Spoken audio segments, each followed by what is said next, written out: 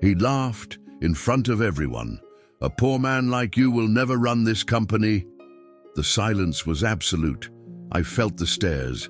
Shame burned my face, but I stayed. I endured it. Hours later, the elevator opened. A man in a grey suit with a stern look entered the room. The investor. He looked at me, ignoring everyone else. And he said a single word that made my boss drop his coffee cup. "I choose him." And in that instant, everything changed. The meeting room on the 34th floor of Crane Tech vibrated with tension. It was Monday, 9:02 a.m. The glass walls reflected the city of New York outside, but inside, everything was shadow. Marcus Evans, in a worn suit with a determined look, held a battered notebook against his chest. Richard Collins, the chief operating officer, spun arrogantly in his chair, surrounded by smiling executives. Everyone knew today the investor would arrive, the man with the power to change the company's future. But first, Richard had a show to give. "Before Elliot arrives," he began, laughing and looking directly at Marcus, "we need to remember that certain people here should know their place." Laughter echoed through the room. Marcus remained silent. "Do you really think you can ever lead, Marcus?" Richard stood up, pacing around the table. "A poor man from Detroit? Look at your shoes, for God's sake." More laughter. Marcus gripped the notebook tightly. He swallowed hard. He felt his face burning. Richard came very close. "Men like you serve. Coffee, not lead teams. I'm sorry." An awkward silence fell. No one defended Marcus, not even those who had praised his ideas last week. That's when the phone rang. The receptionist announced, "Mr. Crane has arrived. He's coming up." Marcus looked at his reflection in the window and thought, has my moment finally arrived, or has it just been buried? Richard immediately smoothed his suit, tidied up the papers, and smiled theatrically. "Guys, this is serious. Show some professionalism. The investor is here for me." Marcus stood in the corner of the room. No one looked at him. It was as if he had become invisible. He tried to leave discreetly, but Richard stopped him with a curt gesture. "Stay. He needs to see diversity. It's good for marketing." That hurt more than any insult. The elevator opened with a metallic ding. Elliot Crane stepped inside, a perfectly tailored grey suit, stubble, eyes as cold as steel. He walked with measured steps to the table. Everyone stood up. Except Marcus, who was behind the door, partially hidden. Elliot stopped. He looked at everyone. Then he turned his face, and his gaze locked with Marcus's. The world seemed to stop for a second. Elliot said nothing. He merely frowned slightly, and then walked to his chair. "The meeting has begun." Richard presented graphs, numbers, projections. He spoke as if he were in total control. But Elliot remained silent. He just watched, almost bored, until he raised his hand. "Is there anyone else here with ideas?" Silence. Marcus felt his heart race. Richard tried to swerve. "No, sir. I covered everything." But Elliot didn't take his eyes off Marcus and repeated, "You. Do you have something to say?" Before New York, before the skyscrapers and the meetings with investors, there was Detroit. Marcus Evans grew up in the neighborhood of Brightmoor, one of the toughest areas of the city. The house where he lived with his mother had leaks in the winter and broken fans in the summer. His father disappeared when he was 6 years old. His mother, a night nurse, worked double shifts and still barely made ends meet. He remembered the cold mornings, leaving home with his shoelaces untied, a torn backpack, and a peanut butter sandwich wrapped in newspaper. But he also remembered something stronger, his mother's voice. "You don't need to be rich, son. You just need to be strong enough not to bow down to the rich." Marcus grew up hearing that phrase. At 14, he fixed broken computers in the neighborhood to help support his family. At 17, he won a partial scholarship to a community college. By 20, he was sleeping in libraries to study while working odd jobs as a delivery driver. He had no godfathers. He had no network. He only had determination. The world pushed him to the ground every day, but he always came back until the day he saw an advertisement for Crane Tech on the college bulletin board. Internship in New York. Only 3 spots available, 500 applicants.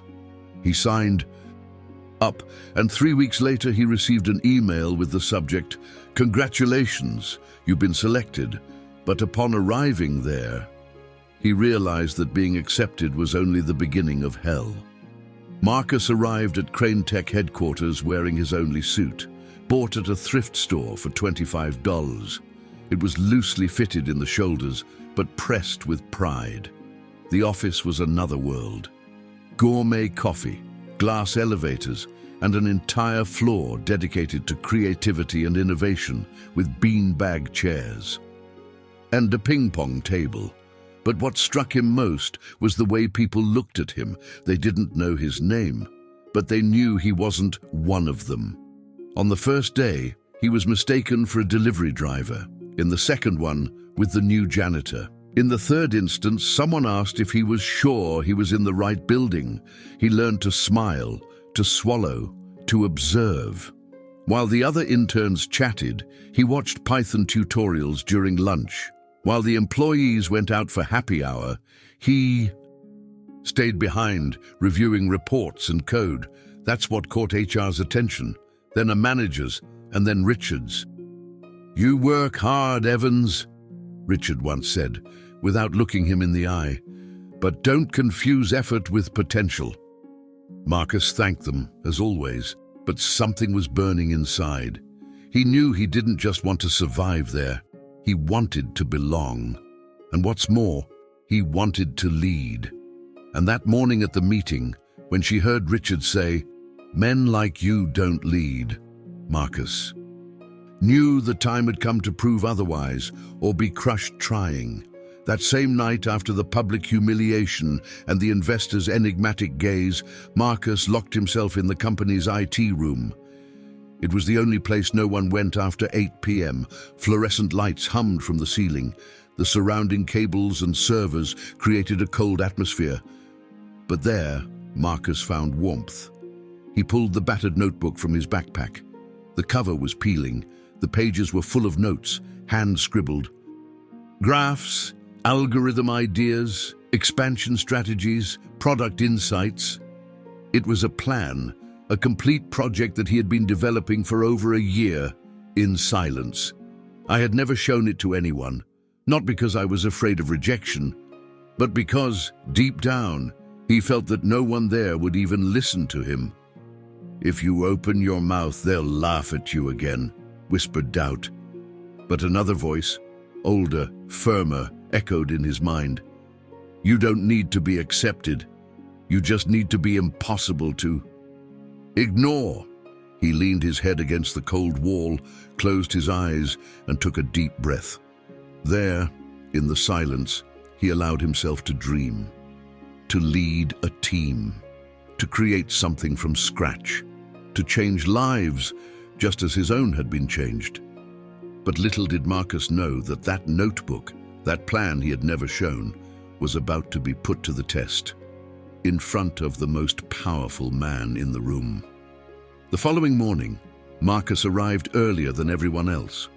He put the notebook in his backpack and walked through the Crane Tech hallways as if he were invisible. But that day, something was different. He could feel it. When the elevator opened at 9:02 a.m. and Elliot Crane entered the room, Marcus was ready. But even when he was ready, fear betrayed him. Elliot looked around and asked the question no one expected. "Is there anyone else here with ideas?" Richard tried to block it. "There's no need. I've already approved the plan." But Elliot ignored him and looked directly at Marcus. Do you have something to say?" The blood boiled, hands sweated. Marcus could hear his heart pounding in his throat. He stood up slowly. He looked at Richard, then at Elliot, and finally at his own notebook. "Yes, sir," he said, his voice firm. The room seemed to shrink. He opened his notebook and began to speak. Each slide, each piece of data, each insight came from a real place, from experience, observation, and pain. It was more than a plan. It was their story translated into strategy. No one dared to interrupt. When it was over, there was absolute silence. Elliot put the pen down on the table. He looked at Richard, then again at Marcus. "You'll come with me upstairs," Elliot said. And at that moment, Marcus realized that there was no way to become invisible again. 3 days before the fateful meeting, the atmosphere at Crane Tech was already different. A murmur ran through the corridors, like a cold wind before a storm. Marcus arrived early, as usual. He walked straight past reception, ignored as normal, until something caught his eye, a notice on the company's internal bulletin board. Extraordinary meeting with lead investor confirmed for Monday at 9 a.m. It was unusual. Elliot Crane rarely made in-person appearances. They said he preferred to work quietly, making decisions in closed meetings with the board, and that when he did show up, it was to change everything. Marcus opened his corporate email and there it was, a generic invitation sent to the entire operations team. But something even stranger appeared seconds later. Another email, straightforward, no subject line, no introduction, just one sentence. "Prepare what you've never shown before. The sender, Crane.Tech.cap." Marcus froze. Was it a mistake? Spam? A test? He looked around, but no one else seemed to have received the same message. Apparently, it was only for him. And for the first time, Marcus felt he was being watched, not as a tolerated intern, but as a piece that someone, somewhere, had decided to move. That night he couldn't sleep. The words from the email echoed in his mind. "Prepare what you've never shown before." His notebook was there. The plan, the vision, everything he had kept hidden out of fear, shame, and self-preservation. But what if it was a trap? What if Elliot Crane was just testing his loyalty? Or worse, what if Richard had discovered what he had been plotting in the shadows and wanted to use it against him? Fear mingled with an unsettling adrenaline rush. Marcus printed everything. He organized the slides. He created a narrative. He stayed up until 4 a.m., reviewing each graph, each insight, each number. He redid everything from scratch. He erased. He started over. And before the sun rose over New York, he held in his hands what could be his downfall or his redemption. The following morning, he arrived at the company an hour before work. He took a deep breath before entering the building. At the reception, the same woman as always didn't even greet him. But as she entered the elevator, an elegant man with gray hair and an attentive gaze was holding a black briefcase. They were alone in the steel cubicle for 14 floors. The man looked at Marcus, then at the notebook in his hands. "Do you believe what you wrote there?" he asked in a low voice. Marcus was in shock. He had no idea who that man was. "I believe so," he replied. The man smiled slightly. "We'll see."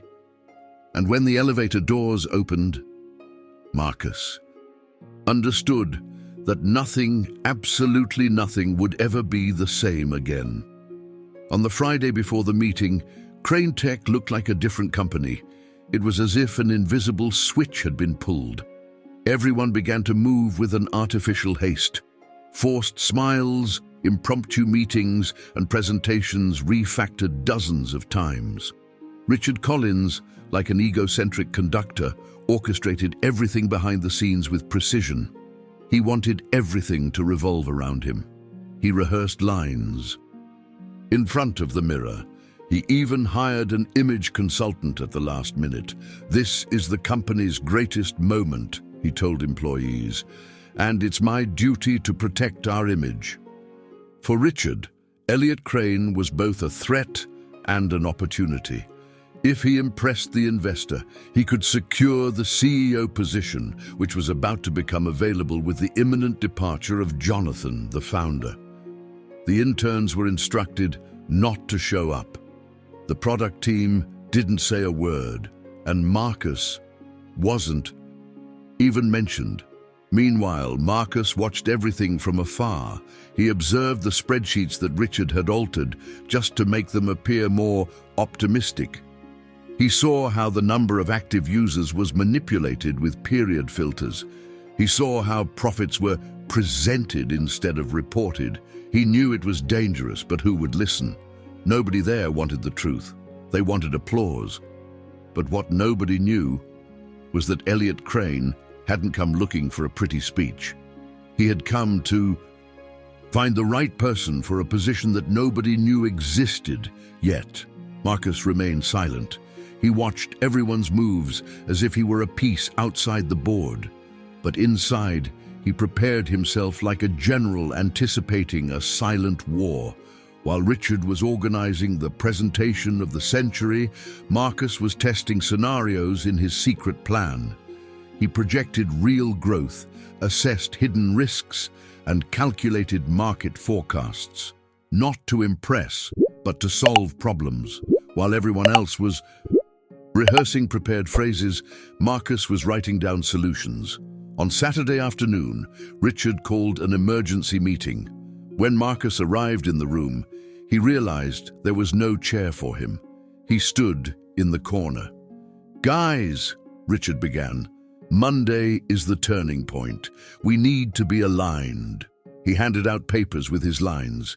He delegated glances, gestures, even dramatic pauses. "The investor needs to see that we are a team led by me." No one disagreed.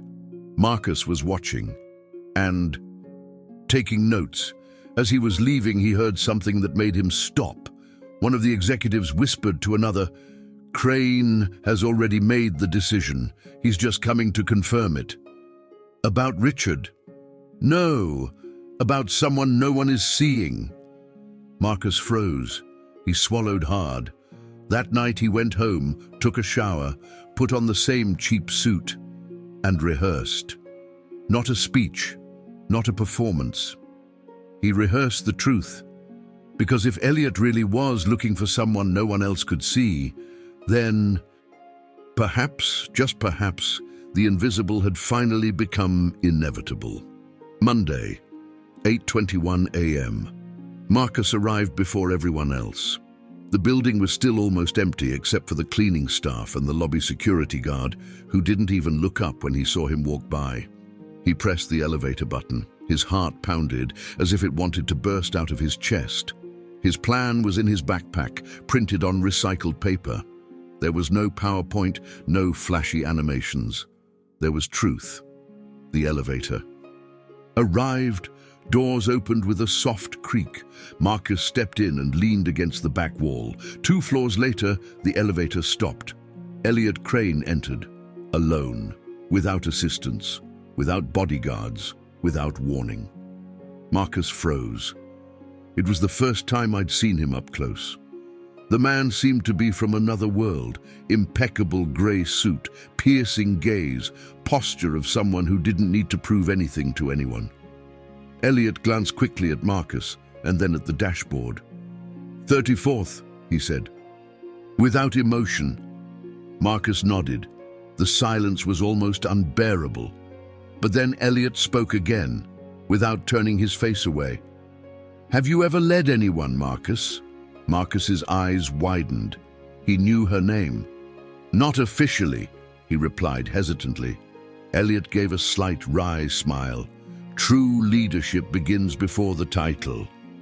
Before Marcus could answer, the elevator shook slightly and stopped between 2 floors. The interior lights flickered for a second. The dashboard emitted an irregular beep. Probably a system failure, Elliot said, showing no concern. Marcus tried to remain calm. They stood there, just the two of them, for a few seconds that felt like minutes. Elliot looked at him once more, this time directly. "Why are you still here, Marcus, after everything they put you through?" The question hit me like a punch in the gut. Marcus thought for a few seconds, and then he replied, "Because if I leave, they win.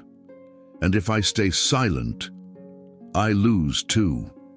Elliot simply nodded, as if confirming an old intuition. "You have something going on with me, don't you?" Marcus took the briefcase out of his backpack. He held it out. "It's a plan, a real one, based on real data, no embellishments." Elliot picked up the folder. He opened it. He flipped through a few pages. The elevator went up again. The lights stabilized. They were arriving at the 34th floor. Elliot closed the folder. "Today, you're going to speak, and I want you to tell the truth, even if it shatters everything." Marcus nodded, trying to hold his breath. The elevator stopped. The doors opened. Richard and the whole team were waiting outside.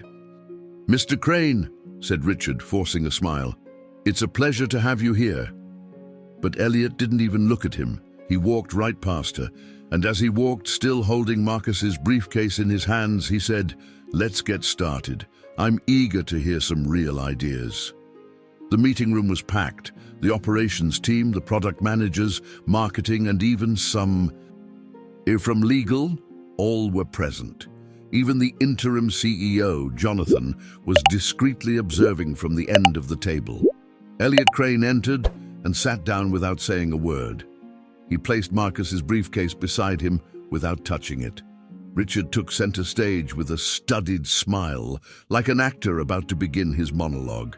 "Mr. Crane," he began, "it is an honor to present the results of our last quarter and the strategies that will take us to the next level. The projection has begun." Polished.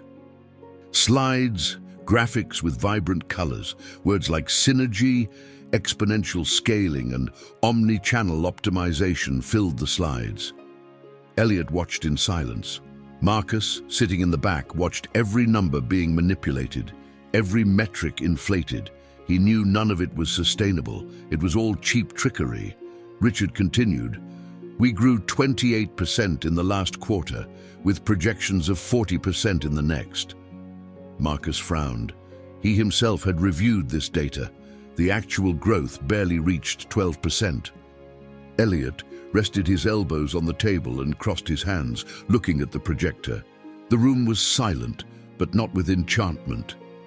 It was with tension. "Our plan for the next 6 months is to maintain this pace with a focus on strategic acquisitions." But then Elliot raised his hand, slowly, without emotion, and said, "Stop, please." Richard froze mid-sentence. The projector remote was still in his hand. The last sentence remained frozen on the screen. "Global expansion with visionary leadership." "Are you finished yet?" Elliot asked. Richard tried to smile. "I still have 4 more slides." "I know," Elliot interrupted, "but the question is, are you done trying to fool me?" An awkward silence filled the room. "These numbers don't match the reports I received. The growth is inflated, the retention figures are misrepresented, and the forecasts are more fiction than strategy." Richard swallowed hard. "Well, those are just optimistic projections, Mr. Crane." Elliot leaned back in his chair. He crossed his arms. "Is there anyone here interested in showing the reality?" They all looked at each other. No one moved. Then Elliot picked up the folder beside him. He tapped it twice on the table. He looked at Marcus. "Do you want to continue?" Marcus looked around. Everyone was staring at him, some with disdain, others with curiosity, but no one offered a hand. He stood up. "Yes, sir, if you'll allow me." Elliot made a gesture with his hand. "The room is available." Richard took a step forward. He doesn't have the authority to do that, but Elliot cut him off with a single sentence that made the ground shake. Now you have it. Marcus walked to the center of the room, under stares of astonishment and contempt. Some whispered, others frowned as if silently asking, "What is this guy doing here?" He took a deep breath, opened his notebook, and placed a printed sheet of paper on the table. "I don't have a beautifully designed presentation, nor animations, but what I do have is what you need to hear." Elliot leaned back in his chair, attentive. Marcus started with a simple fact. Over the past 3 months, we've seen a real 18% drop in key user retention. This was masked by altering the comparison periods in the reports. Richard tried to intervene. "This data has not been approved." "But they are genuine," Marcus replied firmly, "and they were extracted directly from the internal system, without any manipulated filters." Silence. Marcus turned. "The page. Here's a comparison between what was planned and what we actually delivered, and more importantly, here's why." He pointed to a hand-drawn graph. Simple, straightforward, indisputable. "We focus on superficial growth, forgetting about the real customer. The plan I propose here solves that in 90 days. Someone from the product team leaned forward. For the first time, genuine interest. "How?" he asked. Marcus turned another page. "With focus, with truth, and with the courage to face what everyone here pretends not to see," and then he showed the slide, which made everyone hold their breath. On paper was an audacious projection, complete restructuring of the strategy on 3 levels: product, people, purpose. Marcus explained, "Crane Tech is dying from the inside because nobody here has the freedom to speak the truth. The teams have better ideas than their leaders, but they're keeping quiet. I know this because I'm part of them." He looked directly at Elliot. "My plan isn't to save the company, it's to save the right people in the company, the ones who make it work." More silence. Marcus turned another page. "Here are the initiatives we can launch immediately, at no additional cost, that increase engagement by up to 37% based on tests I conducted myself, secretly, because I knew that if anyone saw, I would be interrupted." The final slide simply said, "You don't need a new CEO. You need a new purpose." Elliot remained silent for a moment. He closed Marcus's notebook and placed his hand on it. "Did you do this by yourself?" "Yes, sir," Richard finally exploded. "That's a joke. He's a junior analyst with no decision-making position. This is a company, not a garage motivational class." But nobody laughed. On the contrary, the product team began to nod in agreement. The marketing leader did too. One executive whispered, "He's right." Elliot stood up. He looked at Marcus, then at the interim CEO and said, "I ask that everyone leave the room, except Marcus." "Evans?" One by one, the executives stood up, without understanding, without protesting, without the courage to question Elliot Crane. Even Richard, pale as a sheet, was forced to leave, huffing with rage. The room fell silent. Only Marcus and Elliot remained. The clock on the wall read 9:47 a.m. The city continued outside, vibrant, but on that floor, time had stood still. Elliot walked to the window. He crossed his arms. He looked at the horizon. "Do you know who I am, Marcus?" "The main investor," he replied, still trying to understand everything. Elliot gave a half smile. "No, I'm the man who saved 7 companies from bankruptcy. I took over as CEO of 3 of them. I owned 2, and 1 as an observer." He turned to Marcus. "Crane Tech is the latest one, and you just became my first real move in it." Marcus swallowed hard. "Why? Why me?" Elliot approached.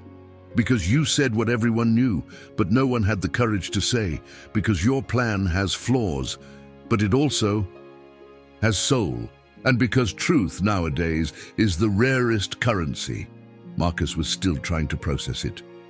What does that mean? Elliot stared intently. It means that, from now on, you're going to be leading something here. But first, Elliot opened the folder again. I need to know, are you prepared to lose everything to gain what truly matters? Marcus did not respond immediately. The weight of the question hung in the air, like a rope stretched to its limit. He thought of his mother, of the days in Detroit, of the cold seeping in through the cracks in the window, of the old notebooks, of the days when dreaming seemed like an offense. He looked at Elliot. Yes, I'm ready. Elliot nodded, as if he had expected exactly that answer. You're going to lead a small team. On the fringes, nobody will know at first. They'll hate you even more than they already do. You'll be challenged. You'll have doors slammed in your face. And even then, you'll keep going? Marcus did not hesitate. Try. So, welcome to my real plan. Elliot extended his hand. Marcus shook it. You'll be the pilot for a project I've been preparing for months, an internal lab, real innovation, real risks. And if it works, you'll take on something bigger. Marcus took a deep breath, still processing. Elliot walked to the door. Wait 5 minutes before leaving. Don't say anything yet. Let them wonder. He left. The room fell silent again. Marcus remained there, alone, with his notebook on the table and a whirlwind of thoughts in his head. 5 minutes later, he left. In the hallway, everyone stared at him, but no one said anything. Only Richard, his eyes ablaze, whispered, "What did you do?" Marcus walked past him without answering, but he stopped, looked over his shoulder and said, "What you never had the courage to do. I told the truth." The atmosphere in the office was tense. People whispered, avoided eye contact. Something had changed, but no one knew exactly what. Marcus returned to his desk as if nothing had happened. He sat down. He opened his laptop. He began typing reports as on any other morning. But inside, his heart was pounding. At 10:32 a.m., a notification appeared in the email. Subject: private meeting, senior team. Recipients: Richard Collins, Marcus Evans, and 3 other high-ranking officials. Time: now. Marcus stood up. Richard saw him from afar, frowned, and followed close behind, like an angry shadow. The meeting room was smaller, more private. Elliot was already there, standing, this time without a blazer, sleeves rolled up, firm posture. "Let's be brief," he said. "I've made a decision." They all looked at each other. Elliot pointed to an empty chair in front of the table. "Marcus, sit here." Richard stepped forward. "With all due respect, Mr. Crane, this is going too far. He's just a..." Elliot raised his hand, cutting the sentence off. She looked Richard in the eyes, with a gaze so cold it could freeze time. "Richard." "Yes?" Elliot stepped forward. He said a single word. "Out." The silence was absolute. Richard tried to laugh, as if it were a joke. Nobody laughed with him. "You're firing a CEO in public?" Elliot crossed his arms. "You were promoted through charisma. You survived through control, and you failed because of arrogance. Your time is up." 2 security guards were already at the door, discreet, but visible. Richard turned pale. "That's a mistake. He has no experience. He has no pedigree. He doesn't... He has..." "Courage," Elliot interrupted. Richard looked at Marcus, hatred and disbelief in his eyes. "You dug your own grave, Evans." Marcus didn't answer. He just stared intently, for the first time, without fear. Richard left, defeated, without saying anything more. Elliot turned to those present. "Effective today, Marcus Evans will assume the role of Interim Vice President of Strategic Innovation. He will report directly to me." one of the managers whispered. But he doesn't even have an MBA. Elliot smiled. Truth doesn't require a diploma. Marcus could barely breathe. Sir, why are you doing this? Elliot stared at him. Because companies like this need fresh blood, and because I saw something in you that nobody else wanted to see. Vision with purpose. He extended his hand. Marcus squeezed it, and while everyone was still trying to understand what was happening, Elliot said aloud, Congratulations, VP Evans. Now, let's change this company.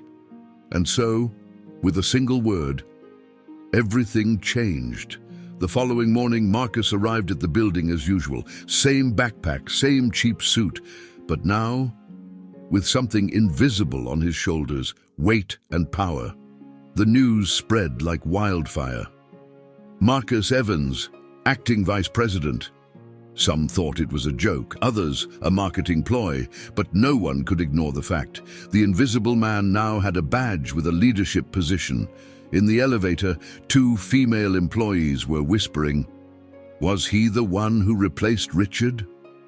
I don't know how, but they say the investor personally chose him. Upon entering the executive floor, stares darted in like arrows. Some looked at him with disdain, others with fear. But the most painful were those who now smiled as if they were old friends. The same woman who had ignored him at reception now stood up with a "Good morning, Mr. Evans." Marcus smiled gently, but inside, I felt the ground trembling, not from fear, but from responsibility. His first action, to call a meeting with the invisible ones. Analysts, interns, technicians, people who never set foot in a meeting room. I want to hear from you, Marcus said. Today, this room belongs to those who build, not those who show off. What he didn't expect was that among the interns, there was a woman with a hidden project that could change everything, and that even he would never have dared to propose. Her name was Jasmine Turner, UX intern. Nobody really knew what she did there, besides silently designing screens. But when Marcus made room, she hesitantly raised her hand. I have a prototype system that corrects user behavior in real time before they abandon the platform. They all looked at each other. Marcus encouraged, Can I show you? She turned on her laptop. She presented. It wasn't just good ideas, it was raw genius.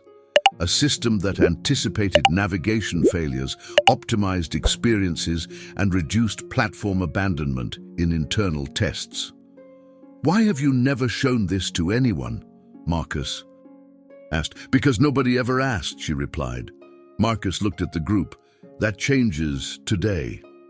Within hours, Jasmine was integrated into the new innovation team. She earned a real salary and everyone's respect. Marcus knew that his role wasn't to shine, it was to make others shine. He spent the rest of the day listening, taking notes, cross-referencing information. He didn't just want to lead, he wanted to learn, contribute, build. Elliot appeared in the late afternoon, observed from a distance and smiled. He knew he had made the right choice. But on the way home, alone on the subway, Marcus felt a lump in his throat. She looked at the badge. She remembered her mother, the cold in Detroit, the elevator, the humiliation. And he decided, before any new meeting, he would do something he had owed for a long time. He needed to go back to where it all began. It was Tuesday, Marcus's first official day as interim VP of Strategic Innovation. He didn't occupy Richard's office. He asked to work in a smaller room with open windows, glass walls, and no desk separating him from the team. First decision, abolish long and pointless meetings. Second, create a direct line with rank-and-file employees where anyone could send ideas directly to him, without filters, without intermediaries. Instead of assembling a new elite team, as the executives had hoped, Marcus called back the same forgotten employees, Jasmine, a network technician named Raoul, a data manager who hadn't been heard from in months, and even a bilingual receptionist with an engineering background who had been with the company for 3 years. "You weren't ignored because you have no value," Marcus said. "You were ignored because someone was afraid of you shining." The team started small, but the impact was immediate. Rapid improvements followed. Bugs were fixed in days, not weeks. Users re-engaged. The more senior directors felt uncomfortable. One of them even called Marcus a radical. He smiled. Radical? No, just real. But while everything was changing, an anonymous email arrived in his inbox. "They are preparing to take you down. Be careful who you trust." Marcus froze in front of the screen. It was short, direct, and frighteningly clear. "They are preparing to take you down." Who sent it? Who were they? Senior management? A silent group bothered by the new culture? He showed the email to Elliot, who simply said, "Expected. When you challenge a system, the system fights back." "Should I retreat?" Elliot stared at him. "No, you should squeeze harder." Marcus understood. This wasn't just a change of positions. It was a silent war between appearance and essence. That same week, he proposed a structural change, implementing a horizontal innovation model where any employee could propose solutions to problems in any area, with rewards based on real results. The board resisted. One of them said, "This will take power away from the managers." Marcus replied, "No, it will take power away from those who pretend to be managers." Some started shouting. One threatened to leave, but Jasmine stood up and said in a firm voice, "If he leaves, I'm leaving too." Others followed suit. Within minutes, half the room had sided with Marcus, not out of fear, for inspiration. Marcus was not just a leader, he represented the possibility of a new future. And while tension exploded in the corridors of Crane Tech, Marcus bought a one-way ticket. Destination, Detroit. There was a promise he needed to keep. The bus stopped in front of the blue wooden house at the end of the street in Brightmoor, Detroit. Marcus came down with a backpack on his shoulder and a small box in his hands. The sky was gray, but within it, there was light. He knocked on the door with the same rhythm as in childhood. 3 knocks. Pause. 2 knocks. The mother opened it. Her eyes filled with tears instantly. The hug was silent, long, wordless, as if everything that needed to be said was there, in the touch. "You look different," she said. "I'm still the same person, only the name tag and the purpose have changed." They sat down at the kitchen table, still covered with an old tablecloth with floral designs. Marcus placed the small box on the table. She opened it. Inside, there was a name tag with his name on it. Marcus Evans, Vice President, Strategic Innovation, and a handwritten letter from Elliot Crane. "You didn't create a product. You created a path, and you brought people with you.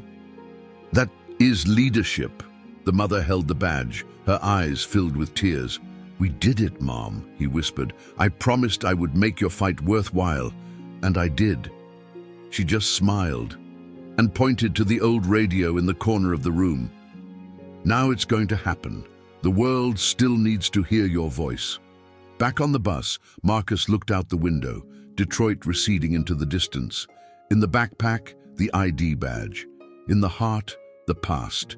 In the future, a new plan. Because his story didn't end there. It was only the beginning. At Crane Tech, the changes continued.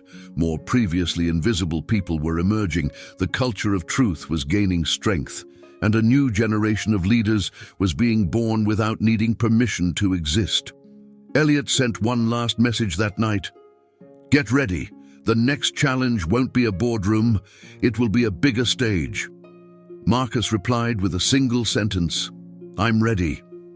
As the city lights appeared in the distance, he knew he had won. Not for the money, not because of power, but for remaining who he was when everyone wanted him to be less. And if you found this story intense, wait until you hear what happened when Marcus faced his greatest dilemma, choosing between loyalty or justice. Did you enjoy this story? Then join our community. Subscribe to the channel right now so you don't miss the next part of Marcus's journey. Turn on notifications because the next video will reveal the biggest decision of her life and its irreversible consequences. And comment below, would you have the courage to face all of that like Marcus did? See you in the next episode.